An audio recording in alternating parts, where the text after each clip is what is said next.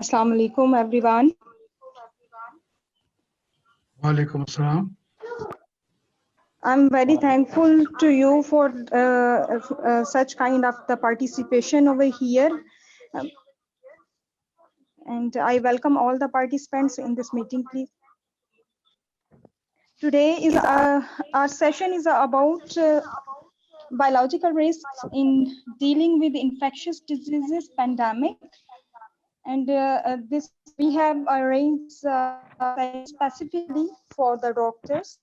And our speaker is Dr. Muhammad Imran from Quaid-e-Azam University. He is associate professor over there, and he is doing a postdoctorate from America. So over to you, Dr. Sam, and please start the session. Dr. Imran, can you hear me? Yeah, Assalamu alaikum everyone. जी बिल्कुल आपकी आवाज आ रही है. Yeah, I can hear you. So Dr. Saab, over to you. Okay, let me share my presentation with you all. Okay, I will request the host if you can make me the host of this meeting so that I can control the mics. You know, sometimes the mics are on and they can cause the disturbance. I will request all the parties.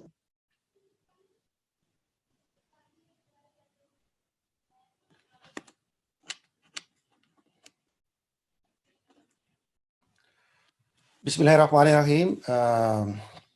Thank you everyone for participation in this small discussion session. We arranged very urgently today. And I'm very thankful to the organizers from the Sialkot University IRP that they gave this opportunity to talk about the biological risk we are currently facing all over the world. So I will confirm one more time, like everyone is hearing me. If someone can confirm me, like my voice is clear. Yes, it's clear. Okay, thank you very much. Okay, today's we are going to discuss a very important topic. Of course, it is affecting all of us, and it is not affecting only in one country, but all over the globe. So everywhere the situation is almost same. Like the occurrence of the virus is now known everywhere, like in the Asia, in America, and in the other countries, even in Africa.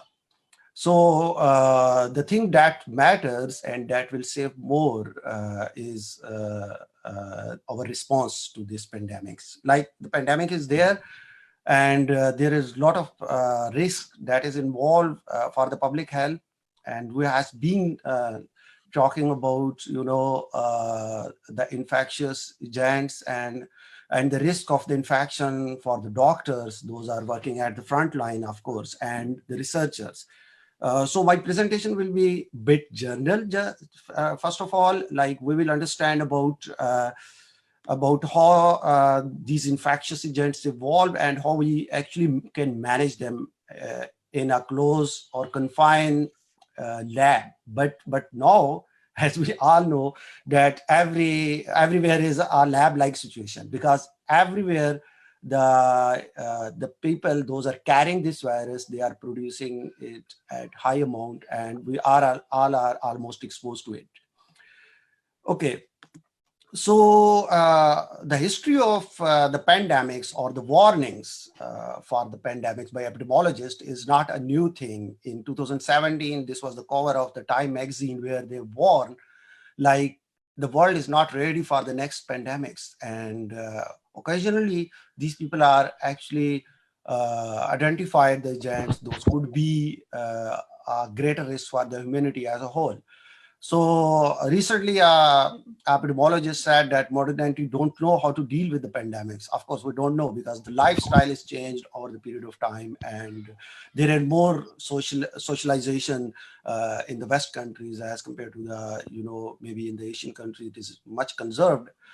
So so if we look at, the pandemic history a little bit, like nowadays, this century gave us, or the last century basically gave us the gift of the epidemics or the pandemics. Those are mostly involved, the respiratory infections. So if we look at H5N1, when flu, influenza, swine flu, Ebola, these Ebola is of course a unique one, and the respiratory symptoms are actually dominating in the modern world. So at the same time, the situation we are confronting right now, every one of us, the quarantine, that is not new, in fact. Everybody heard about the, Ibn Sina, and we are very proud of him for being a pioneer, in the field of medicine and in the field of infectious diseases. Okay. My host is saying that I can use the Urdu at the same time. Okay. So Ibn Sina, basically, I believe as a microbiologist, like Ibn Sina was the first person कि जिसने microorganism को शायद philosophically describe किया था, but he described first time the microbiologist. So he was the person who first time said, like, there are some unseen tiny creatures. Those are actually spreading the diseases. And he, in a situation of pandemics, he basically first time recommended this isolation for 40 days.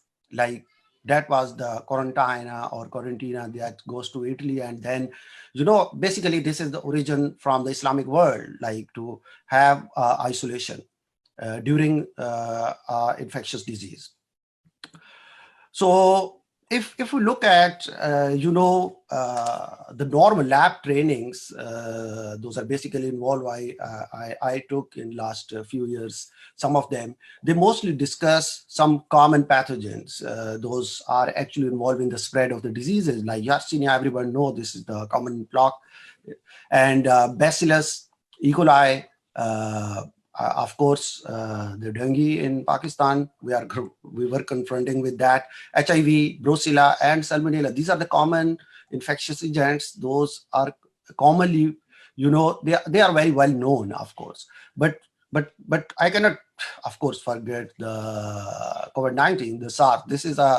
This is not new, and people are already describing it as an infectious agent.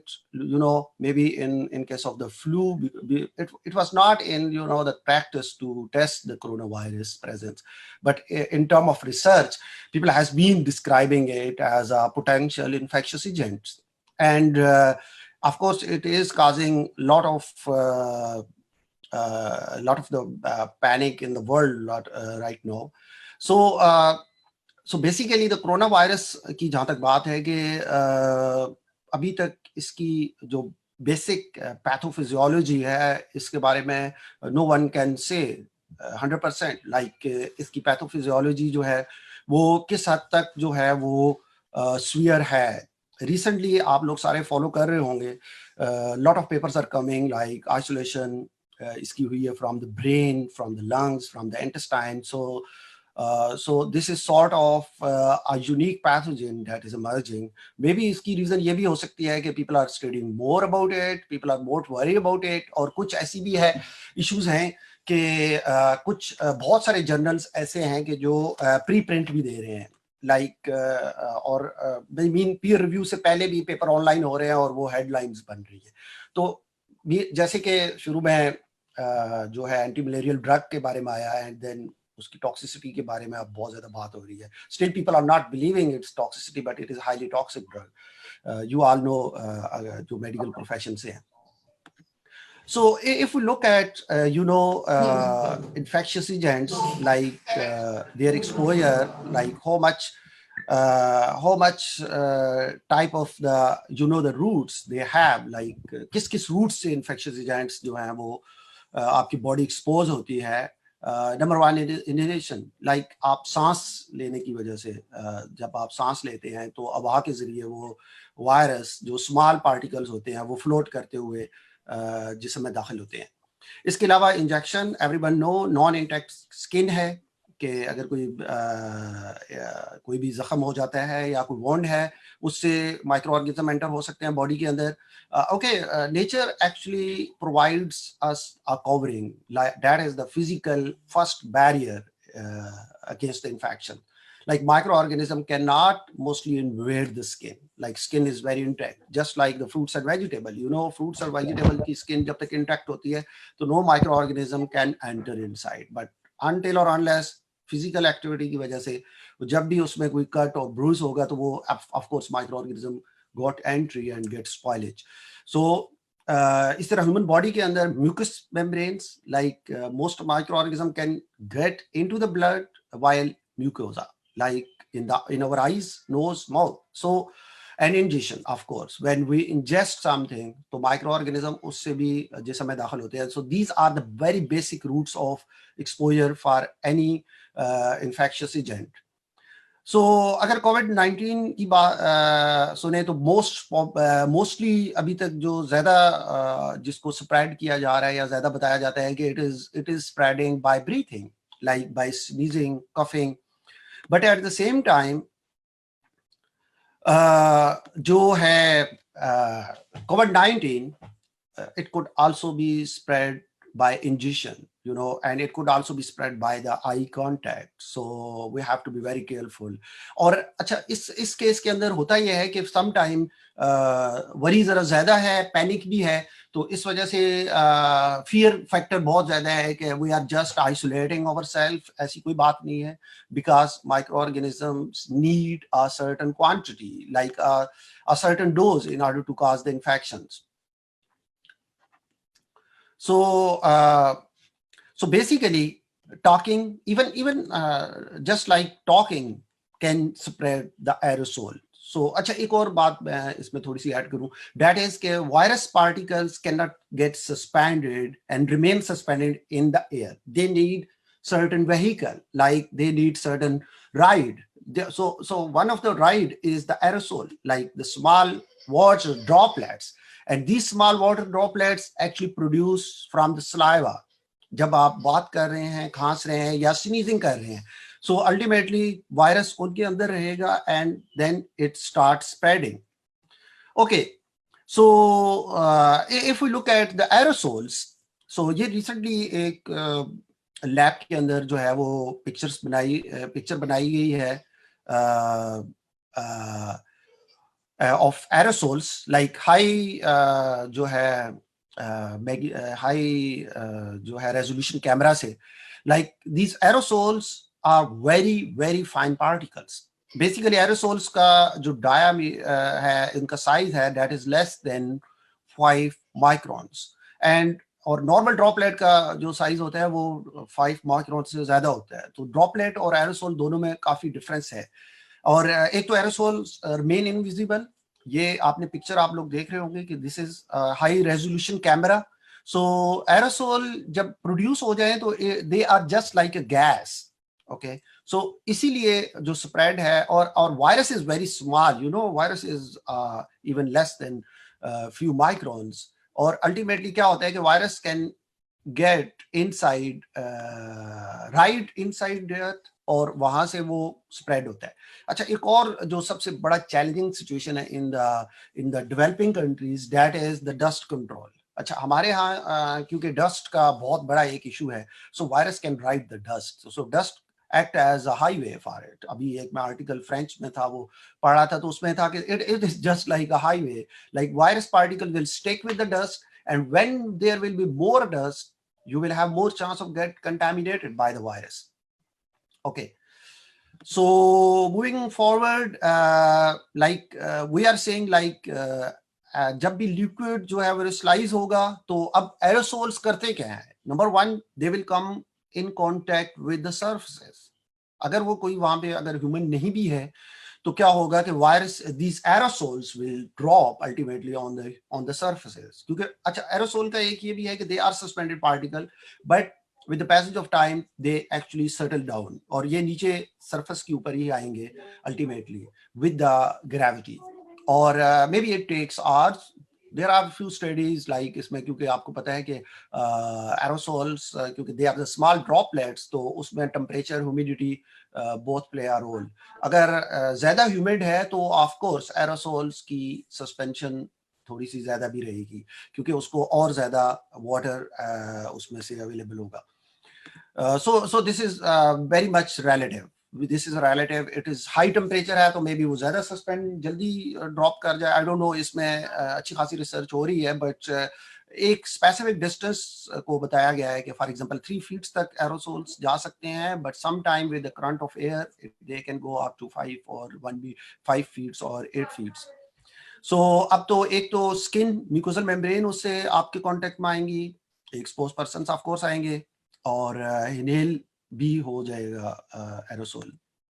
Okay, so if before enter into the issue of the risk factors, like before we discuss about the risk factors, we first have to understand the risk factor. Biological entities are the dynamic in nature. They are not static. They are not just the poisons कि अगर 1 ग्राम एक cyanide किसी को दे दिया है तो it will have an effect. They are not like this. They are multiplying continuously. So they are with the time bomb like situation. Like if you inoculate them, they will be in trillions after some period of times.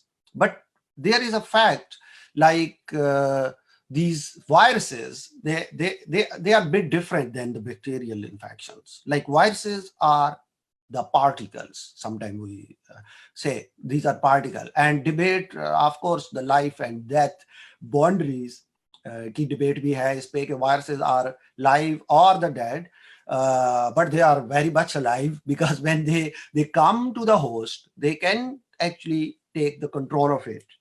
Okay, यहाँ पे हम virus origin की बात ज़्यादा नहीं करेंगे. Of course this virus originated by evolution, people are saying, but at the same time there are a lot of conspiracy theories.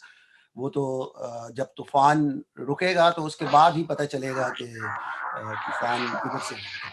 खैर anyway, ये एक लंबी डिबेट है, इस पे किसी और टाइम बात हो सकती है. but we have to understand the basic risk factor. Now the virus is there. अब मेरे ख्याल में वो बहस भी शायद फजूल है कि वायरस कहाँ से आया, चाइना से आया, अमेरिका से आया. और sitting in America, I know there are a lot of sufferings. ये deaths शायद कम हो as compared to the magnitude, लेकिन इनको जो economic death हो रही है वो बहुत बड़ी है. In America maybe 5 में से 3 लोग जो है वो daily wages पे काम करते हैं, और they are suffering a lot. और small businesses are going to be shut down forever maybe. So the microorganism की basic understanding हमें बहुत important है. That is their biological risk factor. How we actually determine a biological risk factor. Number 1 is like infectivity, like virulence. So everybody might heard the word of the virulence. This is the ability of a microorganism to infect. So different microorganism will have a different ability to infect. और एक तो उनकी ability different है, then that ability actually varies with the host. It's like human can be infected by some animal viruses, some animal diseases like zoonosis, everybody know. If we are handling the human pathogens, so virulence is likelihood that someone will become infected upon the exposure. This is not a, okay, यहाँ पे एक और बात जो बड़ी important है कि if you are exposed to virus, maybe you are not get infected. एक तो ये है कि circumstances का इसमें बड़ा role है कि how much dose actually you are getting. Like microbial, so the infection dose is a very important factor that cause the infectivity. Like if you are just exposed once with a virus particle, like hundreds of the particles, maybe you are not getting enough dose. और अगर आप continuously expose हो रहे हैं उससे, और corona के हवाले से तो एक और जो ज़्यादा डेंजरस बात आ रही है वो ये है कि maybe its immunity is not for the long term. Maybe after few months you are going to get reinfected because those की antibodies का load कम हो रहा है. I don't know, ये अभी क्योंकि under discussion है और इस पे कोई final बात नहीं हो सकती. So बहुत सारे चीज़ों का हमें already infection dose पता है, like how many spores of anthrax are needed, like 5,000, 10,000 spores, purified spores are required in order to get infected. So some microorganisms need high dose, some require low dose. Like for example, O157H7, like E. coli, it's require very low dose. 10 cells of E. coli can cause the infection. So high infectivity mean higher the contamination. So higher infectivity is actually depending how much dose of a microorganism is required. So the minimum infectious dose, अगर हम बात करें virus की, that can cause the COVID-19 virus, जो SARS cause कर सकता है, तो it is unknown so far. But researchers suspect that it is very, very low. Maybe 10 particles of the viruses are enough to cause the infection in an immunocompromised person. So and that is very, very easy, because एक तो ये है कि ये बहुत easily spread हो रहा है और बड़ा rapid spread हो रहा है, तो people are saying like it has a very low infection dose. Okay, and other factor is called the pathogenicity. So you people learn about the infection dose, like infectivity is, you know, its virulence, like how much dose is required, how much microorganism is contagious. Other is the pathogenicity, that what is the impact and the symptoms if the person is infected. You know, this is the story after the infection, once the infection is onset. Like the pathogenicity is basically refer to the health impact of the organism. Like once if we are get infected, like how much damage that microorganism can cause. Like Salmonella enterica could result in the temporary symptoms like diarrheal disease, very common hai. So sometime without medical care, आप उसको जो है वो recover कर जाते हैं. But on the other hand, for example, Yersinia pestis, plaque causing, if अगर उसकी contamination हो जाए तो then you need a medical care और उससे death भी cause हो सकती है. So considering the pathogenicity of microorganisms, we said like higher pathogenicity mean higher contamination, like higher risk. So COVID-19 is causing the mild symptoms. You know, we know they are causing the mild symptom in most of the patients. But till now, we don't know. Okay, either it was less exposure or more exposure. So here, maybe COVID-19 have an advantage, like it is not causing very severe disease in most of the patients. Okay, and other factor we usually consider while determining the biological risk of a certain pathogen is the disinfectant effectiveness. So in this case, like how much a common use disinfectants, those are normally not much carcinogenic, not much chemically strong enough to actually cause the toxicity in the host. So इस base के ऊपर we said like the susceptibility क्या है इसकी infectious agents की. Either it is more resistant or it can actually easily be washed away by the normal, you know, the disinfection procedures. So basically अगर growing bacterial cell है and enveloped viruses, they are most susceptible. Enveloped viruses जितने भी हैं, they are susceptible, and coronavirus is in them. So fungus and non-enveloped viruses are less susceptible. Bacterial spores are most resistant. So the type of the infectious agent is very important. उसका nature कैसा है. So what disinfectant are effective against my microorganism? Like this type of the microorganism, ये बड़ा important है. Sometimes people actually are proposing lot of measures like ये भी use कर लें, कुछ और disinfectant use कर लें, but sometimes you are using the disinfectant and you are very comfortable, like I am using the disinfectant, but disinfectant is maybe not very much effective. और अब marketing point of view से भी यही problem हो रहा है कि more people are actually writing the coronavirus or things like that, कि वो फौरन से सारे ही disinfectant जितने present है, hand sanitizer, वो सबको kill कर रहे हैं. ऐसी बात नहीं है, because CDC approved disinfectant जो जिनके ऊपर experimentally prove है, उसको use करना बहुत important है. अच्छा, कुछ ऐसे cases में भी होते हैं कि these disinfectants are very corrosive. They can cause the toxicity to the human body. So इस case में आप disinfectant को अपनी मर्जी से use नहीं करेंगे, because you will go for, you know, with the proper measures. For example, एक disinfectant अगर उसको हाथों को disinfect करने के लिए use किया जा रहा है, तो you cannot actually make it come in contact with the eyes. यानी आप उसको आंखों में कम से कम नहीं लगाएंगे, because that can cause a problem. अब कोरोना के हवाले से बड़ा इजी है इसको वॉश करना. 65% ethanol is the best disinfectant proved for the coronavirus. Even soap can be a good one, but you have to wash your hands and rub it thoroughly. अभी आगे चल के हम उसको भी डिस्कस करते हैं. Okay, these biological risk factors के साथ साथ एक और फैक्टर भी important होता है जब भी हम इसको, that is prophylaxis, like refers to the treatments. So यहाँ पे ये है कि अगर माइक्रो ऑर्गेनिज्म की वैक्सीन ऑलरेडी अवेलेबल है, so उसकी तरफ हमारा जो एटीट्यूड होगा वो डिफरेंट होगा, बिकॉज वी नो कि virus can be treated, like there is a vaccine, like hepatitis B की वैक्सीनेशन है, बड़ी इफेक्टिव है.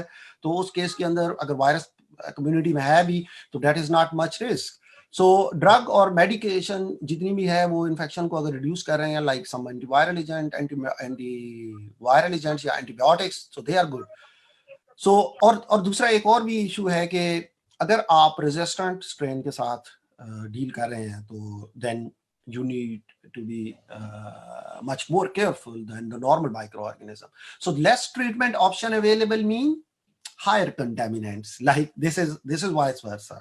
अगर treatment कम है तो risk is more. So same is the case. No treatment, no vaccination. So risk is very high for the coronavirus cases. Okay, एक और जो यहाँ पे एक अनसर्टेनिटी जो इवॉल्व हुई है with the corona virus pandemics, लोग शायद पहली वाली पेंडेमिक्स में इतना बड़ा इशू नहीं था, that is its incubation period. So अगर कोरोना वायरस की सिम्टम्स जो है वो it could go up to 14 days और in some rare cases it can go more than that. But normally होता यह है कि वायरस उसमें से वॉश आउट हो जाता है बॉडी में से if our immune is active. So, जो symptomatic patients हैं, they come after 14 days at maximum, but sometimes it's happened कि उससे भी longer भी है, कुछ चंद studies ऐसी आई हैं, but because they are not peer review तो sometimes उस पर believe नहीं किया जा सकता, but still they are there. So अगर कोई बंदा इससे infect हो गया, once the patient is there, तो ultimately it will turn into a virus factory. So this is very important to learn for the especially the healthcare workers, or you must understand, like once the person is infected or usko positive aa gaya, to now it is a factory of the virus. It is that person is producing at a much higher rate the virus. अच्छा, एक और इसमें एक fact जिसके हवाले से काफी ज्यादा वरी थी पहले, वो भी काफी हद तक क्लियर हो गया कि एसिम्प्टोमेटिक लोग जो होते हैं वो मोस्टली वायरस को बड़ा कम लोड प्रोड्यूस करते हैं. फॉर एग्जांपल स्नीजिंग से, कफिंग से, उनमें वायरस लोड इतना ज्यादा नहीं होता कि वो दूसरे को इन्फेक्ट कर सके, क्योंकि इशू ये है कि एक वायरस की इसकी भी एक स्पेसिफिक डोज रिक्वायर्ड है. तो अगर आप क्या बॉडी का इम्यून हेल्दी है तो I mean this is a balance, the homeostasis, like अगर इम्यून कितने लोड को उसको कॉप कर सकता है, that is very important to understand. But the problem is, like once someone is infected, that will turn into a biofermenter, like biofermenter situation, like it is actually producing the virus at much higher rate. Okay, biological risk के बाद अब हम जो immune की बात करते हैं, क्योंकि यहाँ पे ये प्रेजेंटेशन ज़्यादातर रिसर्च के हवाले से है, तो आई कंसीडर इसमें मीन इश्यूज वही हैं बेसिकली, क्योंकि अब अगर पहले हम बात करते थे लैब्स की, तो अब तो खैर पूरी hospitals are actually a place that is where the infection is to get infected, the chance is very high. So अगर फॉर एग्जाम्पल आप ऑलरेडी आपको प्रॉब्लम है, लाइक रिसर्च कैरेक्टरिस्टिक्स हैं, यानी हैंडलिंग ऐसी है, फॉर एग्जाम्पल कुछ प्रोसीजर्स आप ऐसा अडॉप्ट कर रहे हैं, या आप सैंपल्स को हैंडलर हैं, आप डॉक्टर हैं, आपने मरीज को उसको ट्रीट करना है, उसको चेकअप करना है. वैसे अनफॉर्चुनेटली जो है वो इशू ये है कि इस केस के अंदर डॉक्टर इमरान, डॉक्टर्स के केस में आई डोंट नो किसी हॉस्पिटल में होता होगा बहुत ज्यादा, but even in the researchers case everywhere in Pakistan ये बेसिक जो ट्रेनिंग्स हैं दे आर लैकिंग. ये हम बड़ी इसको किसी 5 स्टार होटल में करते हैं, चंद लोग उसमें पहुंच सकते हैं और उसको मतलब उसको रूटीन नहीं है, ना ही आपके जो इंस्टीट्यूशंस हैं वो अपनी रिस्पॉन्सिबिलिटी समझते हैं। यहाँ पे अमेरिका के अंदर क्योंकि एक एक्ट है लाइक उसमें जो एम्प्लॉयमेंट एक्ट है उसके अंदर जो है ये बड़ा कंपल्सरी है कि if you are going to deal with the infectious agents the institute must train you first. So यहाँ पे इशू ये है कि अगर low risk Dr. Imran, we have some microorganism questions. Less risk है तो लेस कंटेमिनेशन है। अगर प्रोसेसिंग का रिस्क हाई है, लाइक आप ब्लड ड्रॉ कर रहे हैं, आप स्पूटम का सैंपल ले रहे हैं और बाद में आप स्पूटम को इनरिच कर रहे हैं और उसके बाद आप पीसीआर करना है आपने और आपने एक्सट्रैक्शन करना है उसमें से आरएनए वायरस का, तो then may be you are at more risk. या आप प्राइमरी टेक केयर कर रहे हैं, आप नर्स हैं और आप उसमें माइक्रो और आप पेशेंट्स को हैंडल कर रहे हैं, तो वहां पे आपका रिस्क ज्यादा हो जाएगा। ऑल दो के कोरोना के केस में तो खैर ये ऑलरेडी मैं आपको बता चुका हूँ कि that is most okay. So second thing is the researcher health status. So here the problem is okay अब क्योंकि एक और इशू ये होता है कि जेनेटिक्स, क्योंकि माइक्रो ऑर्गेनिजम्स वायरसेस का एक सबसे बड़ा risk factor is their genetics और specially RNA viruses. Like flu की वैक्सीन जो है वो every season in America they need a new flu vaccine. I don't know what is the status in Pakistan, वहां पे हम शायद फ्लू को इतना बॉदर नहीं करते। आई don't no this is socio economic conditions ऐसी हैं या हमारे यहाँ एनवायरनमेंट ऐसा है। एक तो स्टडीज भी बहुत कम है, रिसर्च काफी कम है और may be this is the forum I request the doctors to come toward the research, like collaborate with some researchers so that you people are at the front foot and you can easily have get the samples and can guide the researchers कि ये area जो है ये बड़ा important है। Okay doctor साहब मुझे कह रही है कि क्वेश्चन है, तो इफ आई आस्क यू कि अगर ये क्वेश्चन हम आखिर में कर लें and I am going to finish it may be in half an hour if you people are not bored, और अगर चल रहा है सही तो मेरे ख्याल में आखिर में हम, क्योंकि वो फिर एक डिस्कशन की तरफ चला जाएगा, तो आखिर में हम आराम से 10-15 मिनट के लिए डिस्कशन कर लेंगे if you people have any question. So let me finish it because मैं जरा इसको पहले खत्म कर लूं और जनरल बातें हम कम करते हैं। I try my best. So basically this virus is stable right now, लेकिन अब कोरोना के हवाले से इसकी जेनेटिक स्टेबिलिटी का हमें पता नहीं है। फॉर एग्जांपल HIV के जीन्स ऑलमोस्ट 1000 बेस पेयर, इसको यूरोप के अंदर वो था जब वहां से वायरस आइसोलेट हुआ। इवन चाइना की तरफ से भी वो रिपोर्ट हुआ था, but in America like in north America that was not there. So अभी तक ये एक कंफ्यूजन है। जैसे लास्ट टाइम आपने डॉक्टर ताउर रहमान को टीवी पे सुना होगा कि ही वाज सेइंग कि we have a different strain. This is not the case, this is not the different strain, that was the same. अच्छा, एक तो ये स्ट्रेन के हवाले से बहुत एम्बिग्विटी है माइक्रोबायोलॉजी में। मे बी नेक्स्ट सेंचुरी में हम या इसी सेंचुरी के आखिर में हम शायद ये स्ट्रेन का वर्ड भूल ही जाएं, क्योंकि अब तो माइक्रो ऑर्गेनिज्म की क्लासिफिकेशन के लिए कुछ जो है वो हम चीज़ें कर रहे हैं कि जिसमें फॉर एग्जांपल इनका होल जीनोम सीक्वेंसिंग आ गया, तो वहाँ पे वो स्ट्रेन वाला कॉन्सेप्ट भी ज़रा चेंज हो रहा है कि you are comparing more the micro organism to it.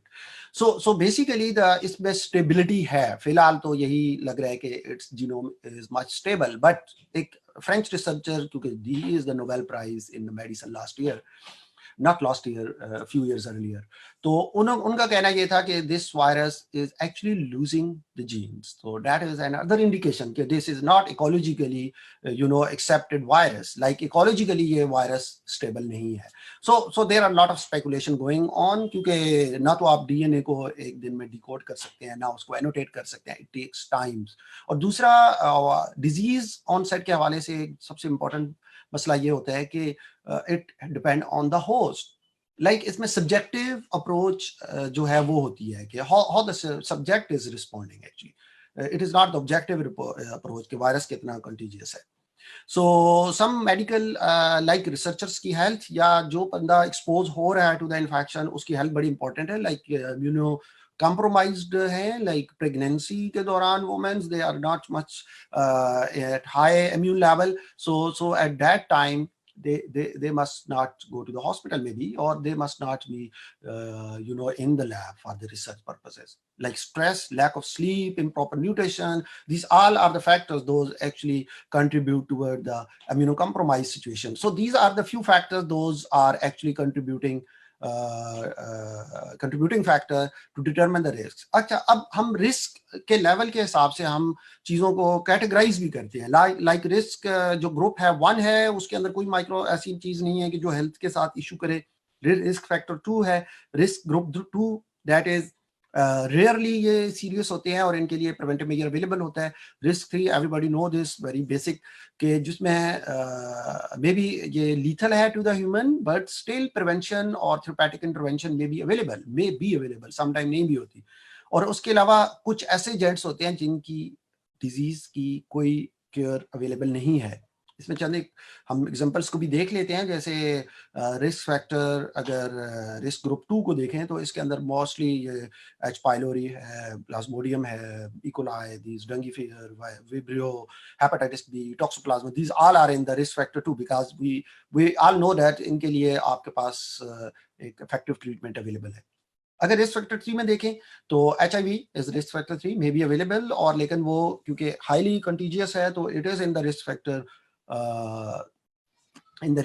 3. But क्योंकि ये रिस्क फैक्टर उनकी हैंडलिंग के हिसाब से है कि आप उनको जब एक्सपोज होंगे तो आप अपने आप को कैसे उनके हवाले से प्रिपेयर करेंगे. Here this is the severe acute respiratory syndrome. Actually this slide is before this pandemic. So you can understand like this coronaviruses are already associated with the health issue. So accordingly हम biosafety levels decide करते हैं कि उसमें for example even at the lab risk factor 2 biology biosafety levels like biosafety level 2 जो है even उसके अंदर कुछ ऐसी minimum required चीजें होती हैं कि जो आपको उसके हैंडलिंग के दौरान आपको यूज करनी होती हैं. अच्छा, ये किसी का डॉक्टर वान साहब का आया है वायरस. अच्छा, बेसिकली कोरोना वायरस का जो प्रीवियस और ये वाला था ना, इसमें जेनेटिकली डिफरेंस है. डेट जेनेटिक डिफरेंस इज उसके स्पाइक के ऊपर जो ACE रिसेप्टर है, बिकॉज उसने होस्ट को जंप किया है. सो अब ह्यूमंस के अंदर ACE रिसेप्टर्स आर देयर, वो तो इवन लंग्स में है. लंग्स में ऑफ कोर्स हाई कंसंट्रेशन है उसकी, लेकिन स्मॉल इंटेस्टाइन में भी है और लिवर में भी है. तो इट कैन काज देयर. तो ये एक डिफरेंस है उन और इन स्ट्रेन्स के अंदर, क्योंकि ये ज्यादा कंटीजियस हो गया. और मोस्टली तो अभी तो प्रोबेबिलिटी ज्यादा ये है कि actually the combination of the 2 viruses. I don't no, इसमें जेनेटिक्स और उसमें काफी डिफरेंस आ रहा है. अब यहाँ पे जब आपने सैंपल को हैंडल करना है तो आपको बेसिक बायोसेफ्टी कैबिनेट्स चाहिए. शार्प यूज यानी जिसमें कट लग सकता है वो यूजेस काफी कम करना है. रिस्ट्रिक्ट करना है लैब में, अनऑथराइज्ड लोग ना हो. ये तो एक नॉर्मल प्रोसीजर हम ऑप्ट करते हैं whenever we talk about the lab. अभी अगर रिस्क फैक्टर 3 पे जाएं तो यहाँ पे आपको रूम के अंदर HEPA फिल्टर इंस्टॉल करना होता है. These are the microbiological level filters. What then we go to the lab basic level 3, basic biosafety level 3 पे जब हम जाते हैं तो we have to use the HEPA filters in the rooms. और researchers have to wear the respiratory protection like N95, not the surgical masks. Okay, अब इसको जरा ज्यादा रिस्ट्रिक्ट करना पड़ता है कि नॉर्मल कोई भी अनवांटेड बंदा जो है ना लैब के अंदर ना जाए. अच्छा, अब बेसिक सेफ्टी बायोसेफ्टी लेवल 4, अच्छा जो वुहान के अंदर लैब के बारे में बात हो रही है वो ये वाली लैब है. That is the basic biosafety level 4. Pakistan में माशाल्लाह से एक भी नहीं है अभी तक. आई एम सॉरी टू से दिस. सो शायद उसकी हमें जरूरत भी नहीं है, पता नहीं, आई डोंट नो. लेकिन 3 भी नहीं है शायद, बहुत ज्यादा 1 2 4 लैब्स का सुना था, लेकिन वो पता नहीं अब फुली फंक्शनल है या नहीं है. So work done in either class 3 जो है वो researcher wear the isolation suit. This is the moon suit के जो फुल पहनना होता है और उसमें नेगेटिव प्रेशर और वो सारा ऑक्सीजन एंड वॉकी टॉकी और वो सारी चीजें उसमें रिक्वायर्ड होती है. और यहाँ पे आप कभी भी वायरस कभी भी किसी चीज के कांटेक्ट में नहीं आते. ओके, अब इसमें हम थोड़ा सा इसको की पॉइंट्स देख लेते हैं कि exposure to certain biological organisms and agents pose risk to the human health and to the environment. Of course the risk factor include lot of thing, pathogenicity है, उनकी मेडिकल ट्रीट अवेलेबल है, susceptibility क्या है disinfectant के, और research procedures आप कौन सा ऑप्ट कर रहे हैं, मतलब आप कहाँ पे जाके एक्सपोज हो रहे हैं माइक्रो ऑर्गेनिज्म के साथ। आप उसको जेनेटिकली मॉडिफाई करने जा रहे हैं, आप उसका सैंपल ले रहे हैं, आप पेशेंट को ट्रीट कर रहे हैं, या आप सिर्फ लैब के अंदर आपके पास इनरिच्ड सैंपल आ रहा है, आप उसमें से RNA आइसोलेट कर रहे हैं। So on health of the worker, researcher, these are the factors. So NIH or CDC, they define it for जो आपके risk group level हैं, or in general the each risk group have their correspondence. So now look at the COVID-19. So what do you people think, like where it must be placed? So some people are still saying like this COVID-19 could be placed in biosafety level 2, like, but अगर आपने सिर्फ इसके अंदर आपके पास dead virus आ रहा है, like you got the sample and you disinfected it before that come into your lab vicinity, तो वहां पे आप इसको enrichment नहीं कर रहे आप, और एक्सटेंसिव काम नहीं कर रहे कोई वैक्सीन डेवलपमेंट या उसको सेल कल्चरिंग के साथ, तो then you can have a basic जो बायोसेफ्टी लेवल 2+ का मतलब ये होता है कि you are going to use all the equipments, like आपने वायरस के सैंपल को बाहर एक्सपोज बिल्कुल नहीं करना, you will work in biosafety cabinet जो कि बिल्कुल ही हर्मेटिकली बंद होगी क्योंकि उसका कोई कांटेक्ट नहीं होगा virus, so that virus may not exposed to the environment.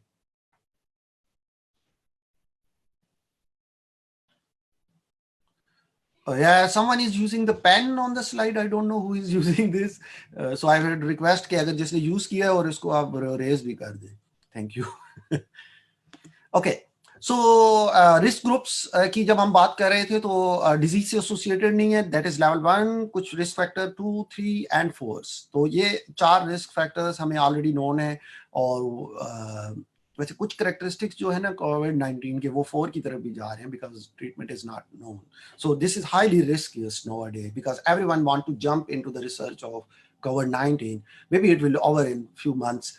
And अब हो भी यही रहा है, और even unfortunate ये है कि हमारे यहाँ जो रिसर्च इंस्टीट्यूट्स को फाइनेंस करने वाले इदारे हैं उनके यहाँ भी कोई पॉलिसी उस तरह से डिफाइन नहीं की होगी कि where they are going to give the funds. So that these are the some managerial factors. Okay, so अब कौन सी एक्टिविटी आप प्रोहिबिटेड है लैब के अंदर, हॉस्पिटल के अंदर या आइसोलेशन वार्ड के अंदर? So you cannot eat, no chewing gum, no store foods or drinks, no smoking, don't apply the cosmetic or handle the contact lens when you are in the ward, like जो आपने isolate की है और या आप lab के अंदर हैं. सो अवॉइड टचिंग योर फेसेस. एक बड़ी आम सी ये ह्यूमन साइकोलॉजी है कि you actually touch your face 1000 times in a day. So you have to take care of this. Do not pipette with the mouth. Mechanical pipetter आपने use करना है. So these are some basic things. Your hand, if hands are contaminated, that doesn't mean the virus is going to shift towards you. You can wash your hand. So mobile phones, these are one of the most important factors of the life nowadays, and these are causing much higher rate of infection. Like they are basically the reservoirs of the many microorganisms. जहाँ भी ये contact में आएंगे, they could have bunch of the microorganisms. So you have to avoid it. और दो एक और इसमें मसला ये है कि do not use your mobile while you are working. Like put it in the bench and don't put it on the lab bench or inside the ward. या वार्ड के अंदर आप जाके फोन कोशिश करें कि ना ही लेके जाए उसको. If you really must use है तो step away from your workbench, remove your gloves, dispose them off into the biobase bin, and then wash your hands, and then you can use the computer, lab computer or the mobile phone. So अगर और या फिर आप जो है वो hand free use कर रहे हैं तो they are much safe I think, and then you can disinfect them later on. Okay, अब हम बात कर रहे हैं थोड़ी सी प्रोटेक्शन, जो पर्सनल प्रोटेक्शन इक्विपमेंट्स है PPE की. इसकी ये बहुत बड़ा बिजनेस भी अब वर्ल्ड में बन गया है विद पैंडेमिक्स, और इसके अंदर जो है वो क्वालिटी और इसकी सेफ्टी के हवाले से भी इश्यूज हैं. So lab coats, gloves, safety glasses जो कि रिकमेंडेड होते हैं, these are just like this, those can cover the eyes. These are very much recommended when you are handling the COVID-19 because splash हो सकता है कहीं से भी, sneezing से, coughing से, or from the patients even. Okay, lab coat के हवाले से भी जो है कुछ गाइडलाइंस जो है वो अवेलेबल हैं कि लाइक फिजिशियन गॉन जो कोट आप पहनते हैं. So lab coat protects your, basically lab coat is not just for the fashion, maybe it is to protect you. अब ये फैब्रिक जो है तो ये वाटर रेजिस्टेंट और कोई it is water resistant of course if it is a fabric, but it is not waterproof. तो किसी भी कपड़े का आप लैब कोट नहीं बना सकते, इसके लिए स्पेसिफिक फैब्रिक ही यूज करना चाहिए. और सेकंड ये है कि इनके स्नैप्स इंस्टेड ऑफ बटन्स, क्योंकि वो बड़ा इजीली आप हैंडलिंग उनकी है. केमिकली प्रॉपेबली इनके केमिकल के साथ क्या इसका इंट्रैक्शन हो सकता है उसको भी देखना चाहिए, लेकिन वो जरा केमिकल लैब्स में ज्यादा होता है शायद. ओके, मे ओपन और क्लोज फ्रंट साइड से इसको बड़े आराम से होना चाहिए. स्लीव्स का एक बहुत बड़ा इशू है कि इसके स्लीव्स जो हैं वो कफ्स होने चाहिए, क्योंकि गैप बिटवीन द कोट और जो स्लीव है इसमें गैप नहीं होना चाहिए. It must be covered. तो इसके अंदर आप स्पेसिफिक वो कवरिंग रबर टाइप लगा सकते हैं. Okay, so okay, sometimes people use these sort of the lab coats. Those are not appropriatable to be weared. Okay, safety glasses की बात कर रहे हैं कि that is they protect the eyes from the splash, even from the aerosol, क्योंकि mucosa के through भी virus जो है वो spread हो रहा है. So you need to do it. Okay, so next is the gloves. Okay, gloves के अंदर जो है वो एक तो just like anything else, gloves जो होते हैं ये स्किन को बचा रहे हैं बेसिकली. तो अब जो आपने ग्लव्स पहनने का जो सही तरीका है वो इस तरह हो सकता है किसी तरह भी कि आप कफ के अंदर या कफ के ऊपर आप रख सकते हैं ग्लव्स को, so that your skin is protected. और साइज है लैटेक्स जो है वो एलर्जी समटाइम तो nitrile type of the gloves are, लेकिन वो सर्जिकल ग्लव नहीं होते, स्पेसिफिक ये वाले ग्लव्स हैं. लेकिन इनकी कंपैटिबिलिटी जो किसी डिसइंफेक्टेंट के साथ है. अच्छा, ग्लव्स के ऊपर डिसइंफेक्टेंट नॉर्मली यूज नहीं करना चाहिए. उसकी रीजन है क्योंकि उसकी पोरेसिटी जो है वो उसको इफेक्ट करता है. Sometime you use ethanol on the gloves, तो there is no need to use, because आपने ग्लव्स पहने ही इसलिए हैं कि आप इन्फेक्ट होने जा रहे हैं with some pathogenic agents.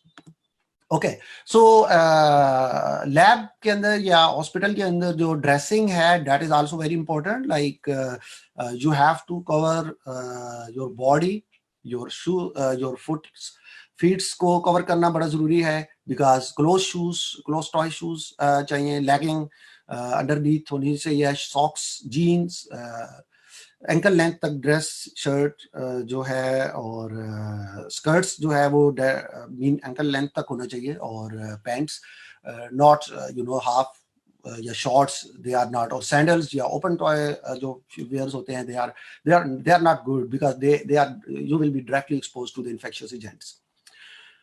So एक और जो इसमें सजेशन है that is don't wear the expensive clothes, क्योंकि होता यह है कि sometime लैब के अंदर काम करते हुए आप इन्फेक्ट हो जाते हैं and you cannot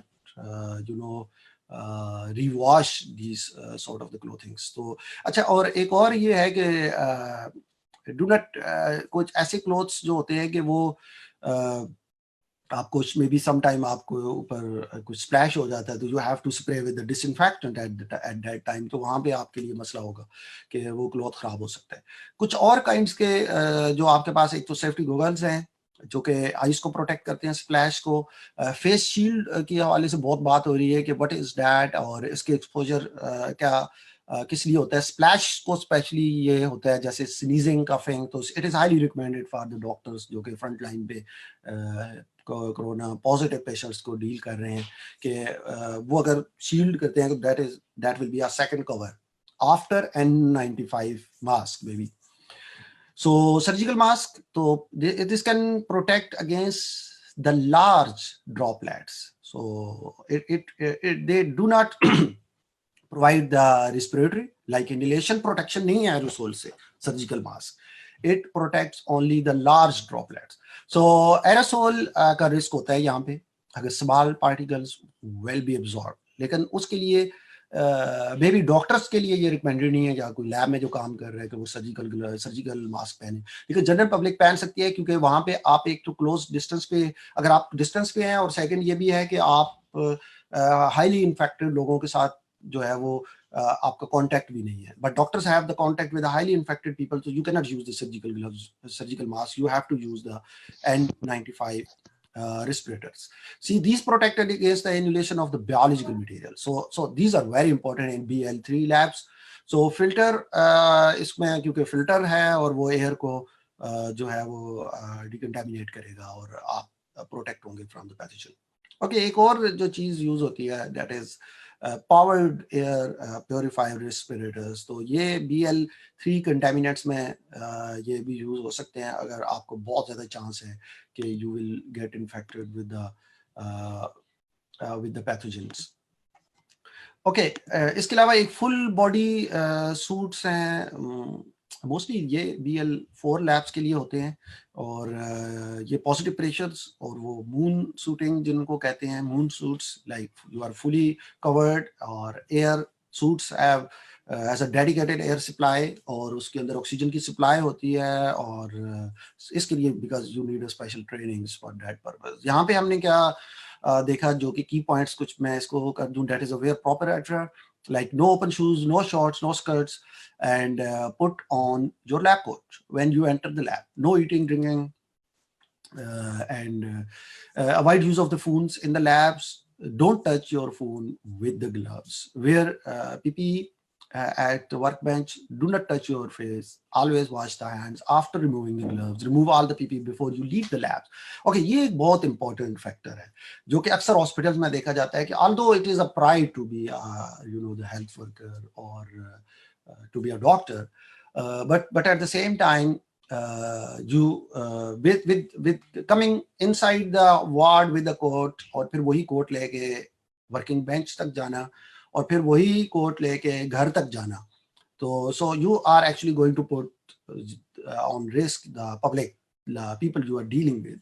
So maybe wards के अंदर जो कोट है उसको सेपरेट रखा जाए और उसको वहां ही उतार के वहां ही छोड़ें, और बाहर शायद अगर आपको कोट पहनना है तो वो कोई दूसरा पहन लें जो वो नॉर्मल कपड़े का भी हो सकता है, क्योंकि उसको कोई उसे प्रोटेक्शन नहीं करनी, that is just style baby.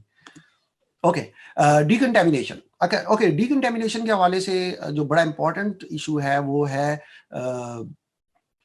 It actually protect the researchers. 70% ethanol can decontaminate, so अगर कोई स्पिल है उसको भी कर सकते हैं, इक्विपमेंट्स जो कि कंटेमिनेट हो गए हैं उनको भी कर सकते हैं। सो कौन सा डिसइंफेक्टेंट जो है वो यूज करना है, it all depends upon the amount of contamination or the type of the contamination.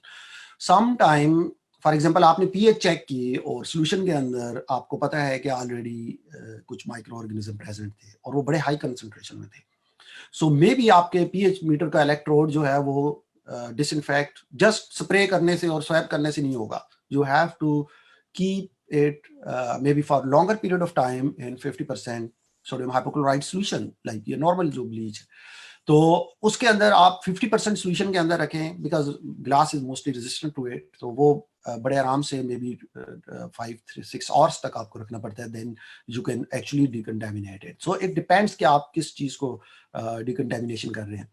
Okay, surfaces की जो डिकंटामिनेशन है वो भी बड़ी इंपॉर्टेंट है, because this virus is spreading from the surfaces the most. अच्छा, ये वायरस नहीं है बल्कि ओवरऑल जो इन्फेक्शियस डिजीजेस हैं उनके अंदर 20% और more they are from the surfaces, like surface contamination, because we are constantly touching the surfaces, और उसके बाद जो है वो क्रॉस कंटेमिनेट हो रहे होते हैं आप।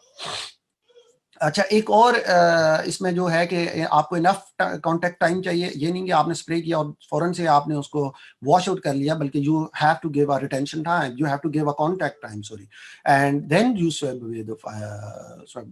विद रिमेनिंग जो है लिक्विड अगर उसमें प्रेजेंट है तो। अच्छा, एक और जो फैक्टर है हियर दैट इज कोविड-19 survival.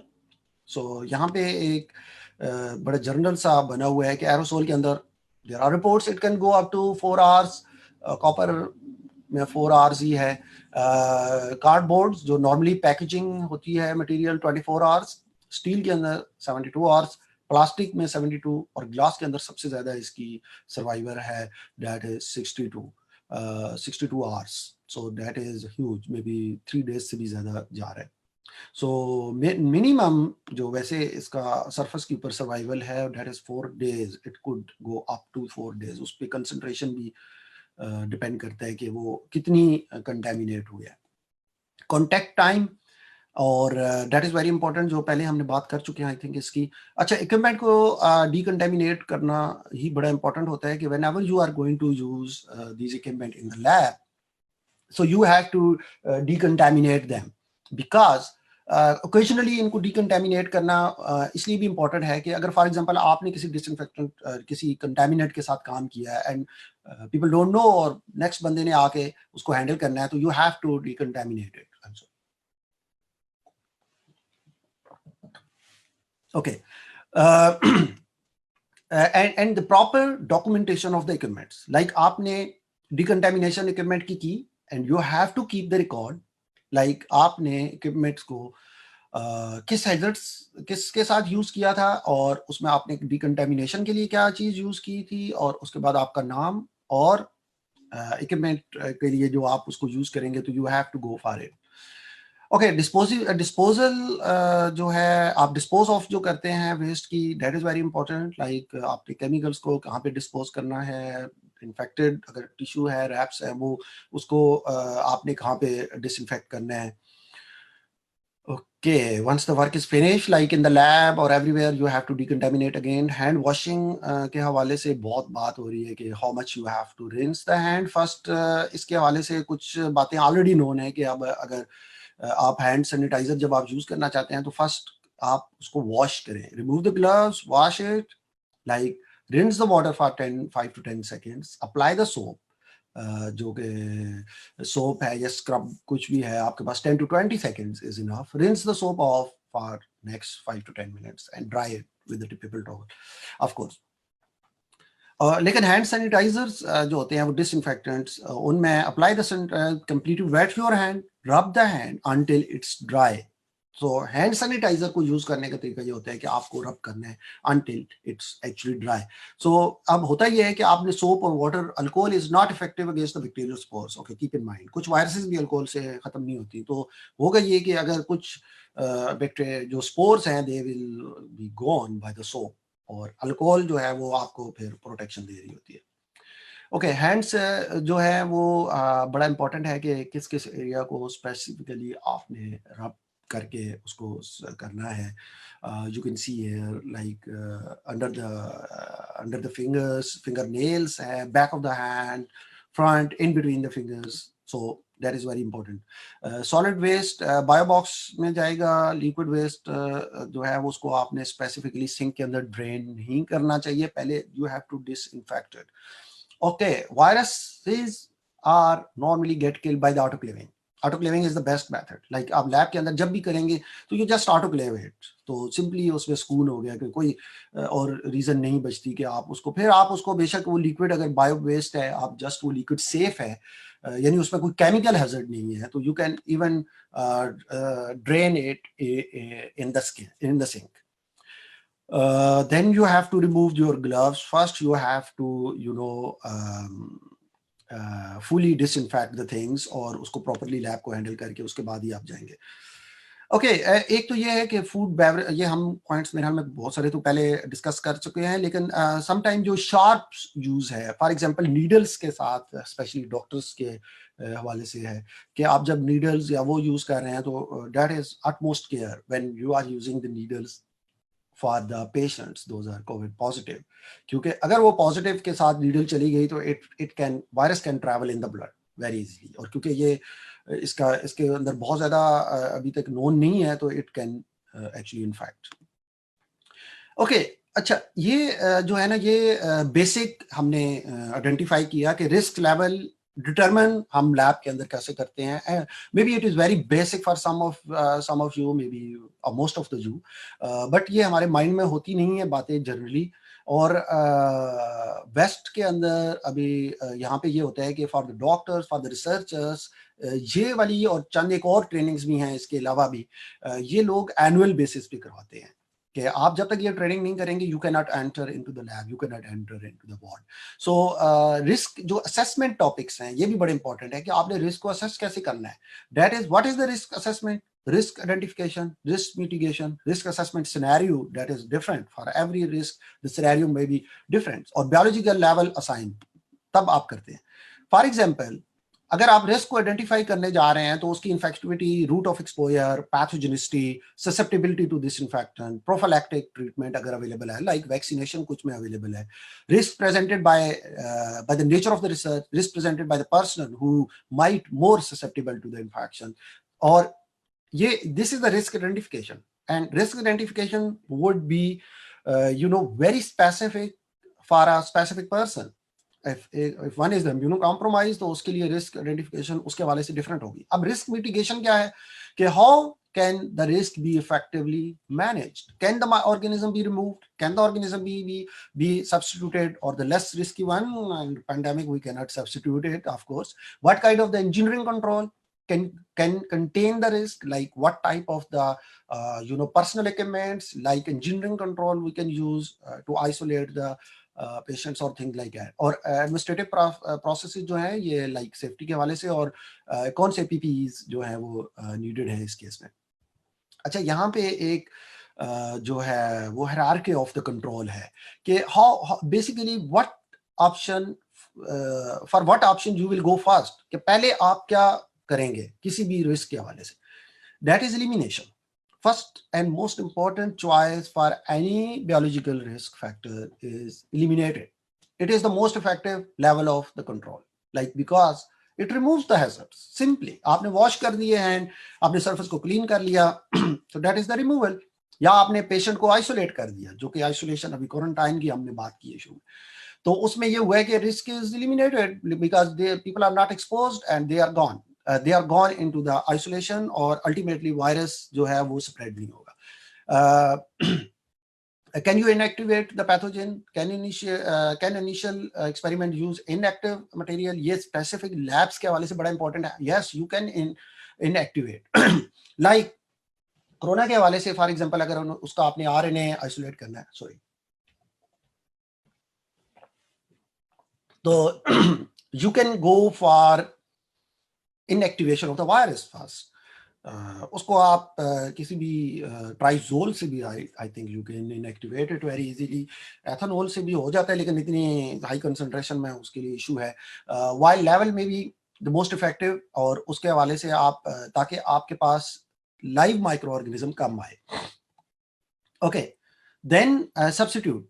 Okay, this is not an option here because there is no substitute for the pandemics। ये तब है कि जब आप रिसर्च के लिए जा रहे हैं तो वहां पे सब्स्टिट्यूट के लिए आप जाएंगे। ओके, अब इंजीनियरिंग कंट्रोल बहुत इंपॉर्टेंट है, और ये मेरे ख्याल में एक first level of the safety है हमारे पास, क्योंकि virus is there. So engineering control is the removal, segregation the hazard before it can come in contact with the peoples. Like use ventilation. Good ventilation can remove the pathogen very easily। Like अच्छी aeration हो, जैसे अब घर के अंदर confine होने पे कुछ लोगों के अंदर मिसकंसेप्शन ये भी है कि virus is in the air. No, virus is not in the air. If there is no source around you, there is no virus in the air. हाँ, कंजेस्टेड एरियाज जो हैं वहां पे ये हो सकता है कि आपके नेबरहुड की से वायरस आए, लेकिन आई डोंट थिंक सो कि इतना ज्यादा उसकी स्टेबिलिटी है। और दूसरा, अच्छा, इस पे हम अभी बाद में बात करेंगे कि क्लॉथ के हवाले से भी कुछ लोगों का इसमें भी इशू आता है कि कौन से कपड़े पहनने चाहिए, और क्या वाकई हम ग्रोसरी स्टोर पे जाते हैं तो वापस आते हैं तो कपड़ों के साथ तो वायरस लगा होता है और बालों के साथ लगा होगा। Okay, we will discuss it later, क्योंकि यहाँ पे इंजीनियरिंग कंट्रोल में तो इसमें ventilation, HEPA filters installation, biosafety cabinets, क्योंकि सैंपल उसके अंदर जाए, शार्प्स कंटेनर्स, स्प्लैश शील्ड्स, क्योंकि ये बहुत इंपॉर्टेंट और इफेक्टिव मेजर्स हैं। अब आपने देखा कि ये मेजर्स जो हैं, these are from the most effective to the least effective। So the PPEs are the least effective one। This is determined by the CDC।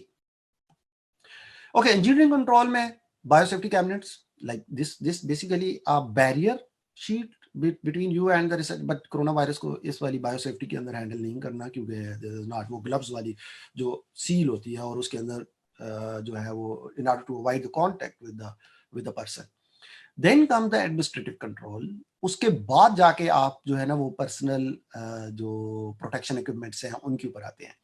So administrative control क्या हो सकता है कि वर्क प्रोसीजर्स को मॉडिफाई किया जाए, like reduce the exposure. Like for example, if in some wards some clerks are working, like कोई administrative work है हो रहा है, तो उसको administrative workers को वार्ड के अंदर ना जाने दिया जाए, उनके लिए अलग से जगह हो और सिर्फ वही लोग अंदर जाएं जो कि उन पेशेंट्स के साथ डील कर रहे हैं.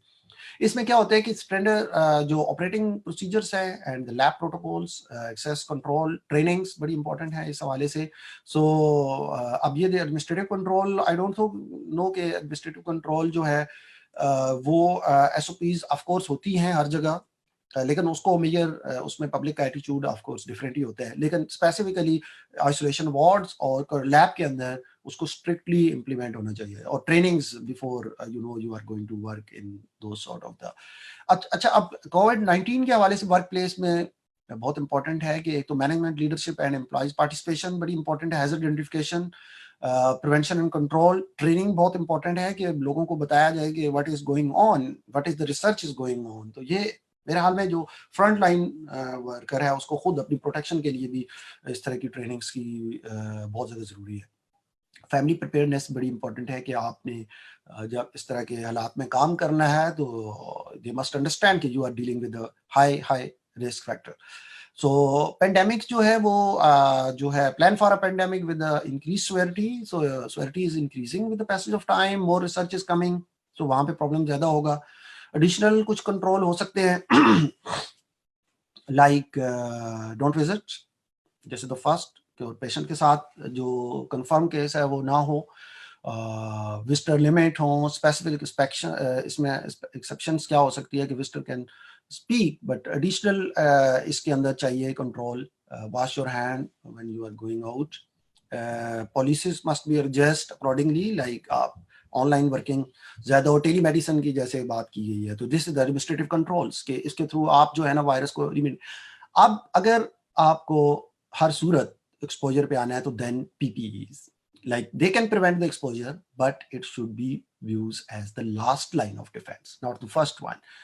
Or PPE's effectiveness depend upon the user compliance skills, understanding. Improper जो use है, it can generate the false sense of security. That is very very important कि हमें sometime आप सर्जिकल ग्लव पहन के और sometime आप सर्जिकल मास्क पहन के ये ना समझिए कि वायरस है, you are not exposed to the virus. Of course you are exposed to the virus.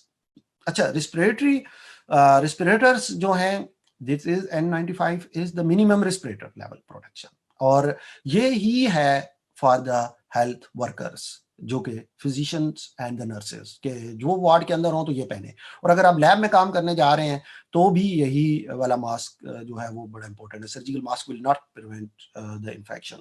अच्छा, अब रिस्पिरेटर्स के अंदर कुछ और टाइप्स भी होती हैं जिसमें हाइपरकार्टिलेज होती है, पावर होता है, और एलास्टोमेरिक जो फुल फेस रेस्पिरेटर होता है, इसमें इसके अंदर भी हाइपरकार्टिलेज इंस्टॉल होती है. तो ये these are the next measures people use it.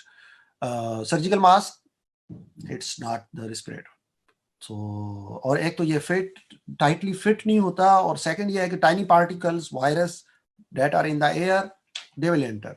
Of course N95 भी वायरस, उसका भी वैसे पोर साइज जो है ना वायरस के साइज से बड़ा है, but keep in mind like virus is not isolated particle in the air, it is with the aerosol. So with the aerosol it can protect. So face protection is very important. Gowns, respirators, वैसे तो मेरे ख्याल में अब क्योंकि ज्यादा guideline यही आ रही है कि hair covering is also important, क्योंकि hair can carry lot of the things with them. Frequent trainings बड़ी इंपॉर्टेंट है कि खुद जो बंदा ट्रेंड है वो आगे अपने वर्कर्स को और उनको बताए. अच्छा, अब भाई जो पोटेंशियल एक्सपोजर है वो हेल्थ केयर लेबोरेटरी जो ऑटो सूट्स हैं, अब आपने ब्रोंकोस्कोपी करनी है, आपने स्पूटम इंडक्शन करनी है, स्पेसिमन के साथ काम कर रहे हैं, और डेंटल प्रोसीजर्स हैं, या ऑटो कोई मतलब मरीज को हैंडलिंग में जो भी उसमें प्रोसीजर्स हैं वहाँ पे आप हाईली रिस्क हैं, हाई रिस्क एक्सपोजर है.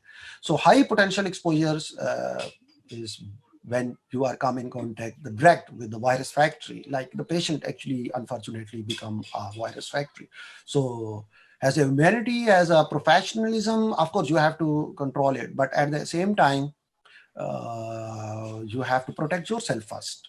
So medical transports जो है उसके अंदर जो है drug treatment centres, homeless shelters, home health cares, और ये सारे के सारे ऐसे एरियाज हैं कि जो पब्लिक सेफ्टी की वहाँ पे ज़्यादा ज़रूरत है. So emergency medical services, house keeping, patients area के अंदर वो जिसने करनी है, they are at potentially high risk. Low potential risk administrative लोग हैं या जनरल पब्लिक है कि उनके अंदर वैसे भी एक्सपोजर का जो है वो इतना बड़ा इशू नहीं है.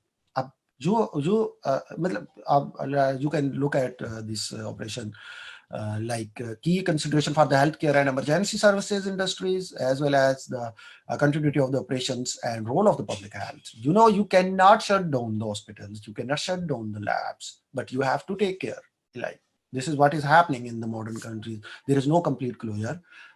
There is a permission. और वायरस जो है वो आउटसाइड एनवायरनमेंट में अगर आप सांस ले रहे हैं तो कम चांस है, आप इनसाइड बैठे हुए हैं तो ज्यादा chances. Studies actually are showing the. और जो ऑक्यूपेशनल सेफ्टी और हेल्थ एडमिनिस्ट्रेशन है, this is very well establish in the US. हमारे यहाँ इसका कॉन्सेप्ट नहीं है. So they actually are continuously, अगर आप इसकी वेबसाइट पे जाएं OSHA, तो you can find list of all hazardous chemical in the workplace, labels जो हैं, chemical information, trainings, written program, worker access to the information. तो ये सारे के सारे वो चीजें हैं कि जो आप कंटिन्यूसली खुद को इन्फॉर्म कर सकते हैं. लास्ट टाइम कहीं पे किसी फोरम पे डिस्कस हो रहा था तो people are recommending even the methanol. So I was surprised like how we can use the methanol in the human body, और on the human body it is highly toxic, very highly toxic, because it can block the optic nerve. One drop can actually block it. और ये जो जहरीली शराब के cases हैं, you people are aware, this is the methylated spirit. और वो मैथिलेटेड spirit जो है वही उसकी वजह से ही ज़्यादा जो है वो टॉक्सिसिटी का, अल्कोहलिज्म का प्रॉब्लम आ रहा है. तो how we can use them in the disinfectant, there is no need of using them. और एक और जो टनल के हवाले से आ रहा है कि आप टनल में, कुछ लोग टनल्स भी यूज करते हैं टू डिसइंफेक्ट द क्लॉथ्स. तो क्लॉथ्स के हवाले से मैं एक, बिकॉज प्रेजेंटेशन इज एंडेड, इसके आगे बहुत सारी और बातें हैं लेकिन वो शायद किसी और सेशन में हम करेंगे. I think it is much enough. Thank you for your patience. लेकिन एक लास्ट बात जो मैं क्लॉथ्स के हवाले से करना चाह रहा था, I couldn't make the presentation, मैं स्लाइड नहीं बन सकी. वो ये है कि अगर अभी मैं रिसेंटली एक आर्टिकल पढ़ा था, I can share it with you people, कि जो कवरिंग है वो बड़ी इंपॉर्टेंट है. यहाँ पे एक बात और मिस होगी कि कपड़े का जो मास्क है वो ऑफ कोर्स 2-3 लेयर्स वाला जो कपड़ा है वो भी एरिसोल को प्रिवेंट करेगा, but that is for the general public, that is not for the health workers. तो हेल्थ वर्कर्स का और सर का भी कवर करना और वो सारी चीज़ें करना जो है ना वो भी बड़ी इम्पोर्टेंट है. Thank you very much for your intention. Hopefully कुछ चंद बातें हमने सीखी होंगी ज़रूर इसके हवाले से.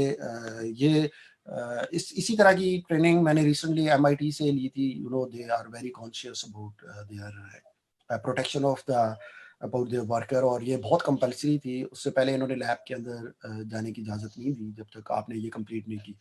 Hopefully we can run more sessions, more informations. Thank you very much for your patience and listening to me. Maybe कुछ बातें आपसे relevant ना भी हों. So thank you for your organizers. जी. Thank you so much, Dr. Imran. Now the house is open for the discussion, and we have some questions from different people, please, from different doctors actually. So I will invite all the doctors to ask the questions, please. Thank you.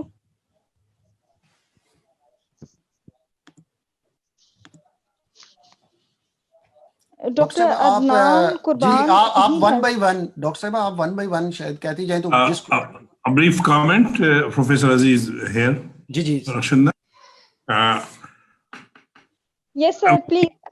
Very detailed and informative talk by Dr. Imran. Thank you very much. Indeed, you covered each and every aspect.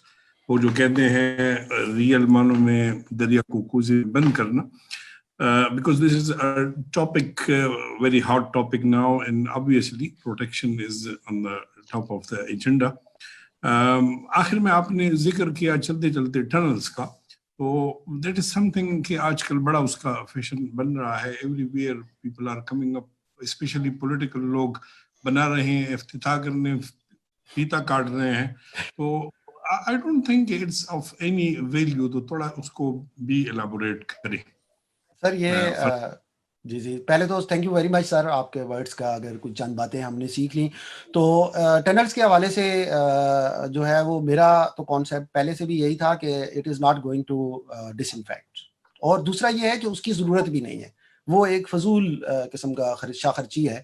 मतलब वो एक fashion तो हो सकता है, और दूसरा उसमें एक रिस्क भी है. मतलब एक तो ये है कि पहले आप जब स्प्रे करेंगे तो आप कितनी कंसंट्रेशन वाला सोल्यूशन यूज़ करेंगे.